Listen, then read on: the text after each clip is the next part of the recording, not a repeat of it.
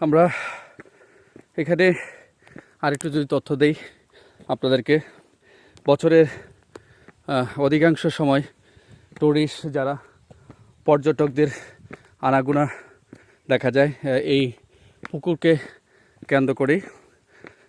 আমি তো আগেই বলেছি যে খাগড়াছড়ি জেলা সদর থেকে 10 কিলোমিটার দূরে মায়েরছড়ির এই নুনছড়িতে প্রায় 1000 ফুট উপরে অবস্থিত। এখানে প্রায় 1700টি সিঁড়ি রয়েছে। এই 700 ফুট উঁচু অবস্থিত, কোথাও কোথাও আবার 1000 ফুট উঁচুতে এই এই পানির যে অপর প্রাকৃতিক এই পুকুর। ত্রিপুরা যারা রয়েছেন এই অধ্যুষিত এলাকায় নুনছড়ি গ্রামের কিছুটা মাটির পথ যা আমরা অতিক্রম করেছি। সিঁড়িপথের যাত্রা আসলে খুবই কষ্ট। এই পুরো যাত্রা পাহাড় দেখার 16 আনায় পূর্ণ করে যদি আপনাদেরকে একটু দেখাই, দেখেন কত উঁচু উঁচু, দেখা যায় খুব কাছে, কিন্তু আসলে অনেক দূরে দূরে এই পাহাড়গুলো রয়েছে। 16 আনায় আসলে পূর্ণ করে যে পাহাড়গুলো রয়েছে,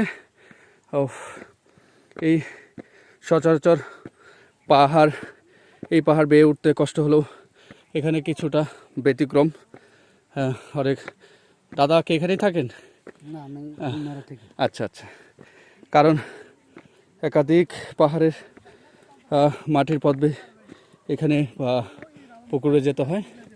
আসলে এই সিঁড়িগুলো পূর্বে ছিল না, তবে স্থানীয় যা তথ্য মতো আমরা জানতে পারলাম যে পার্বত্য উন্নয়ন বোর্ডের মাধ্যমে এটা সংস্কার করা হয়।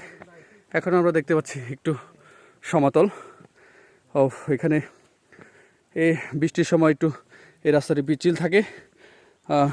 জানতে পারলাম যে 2015 সালে পার্বত্য চট্টগ্রাম উন্নয়ন বোর্ড নুনছড়ি থেকে এই দেবতা পুকুর পর্যন্ত তীর্থযাত্রী পর্যটকদের সুবিধার জন্য সিঁড়িসহ অবকাঠামো নির্মাণ করে দেয়। সেখানে একটি শিব মন্দিরও নির্মাণ করেছেন। আমরা আর অল্প কিছুর মধ্যে আপনাদের পৌঁছে যাব সেই উপরে, দেখতেই পাচ্ছেন। আশা করি সেই সাথেই থাকবেন। আসসালামু আলাইকুম।